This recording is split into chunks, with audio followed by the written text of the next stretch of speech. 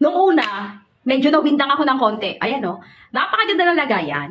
Oops, sino ba naman mag-aakala? Ano ba kasi ito? Kaya pala sinasabing beauty secret. Kasi beb, pag ito nakalagay sa bag mo, tapos hindi mo na malayan, kala mo lang lighter or whatsoever lang. Pero beb, ay, ang galing. Di ba? Ayan siya. Kaya pala sinabing beauty secret kasi tagong-tago siya mga pangga. Ay, nako. Ito na. Papakita ko yung shade sa inyo kung gaano kaganda yung shade nito. I-press mo lang yan dito. Napakadali lang. Press lang. Lalabas na siya. Ito yung shade ha. Ayan. Konti lang muna nilagay ko. Konting-konti lang.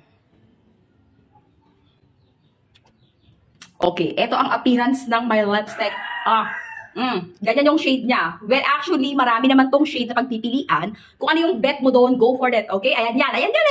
Ganito yung tsura niyan. Beauty secret. Diba? Ay, naku, beb. Naka-discount sale to sila. Napakamura lang nito. Nagulat nga rin ako sa presyo. Sobrang baba lang pala. Check mo na.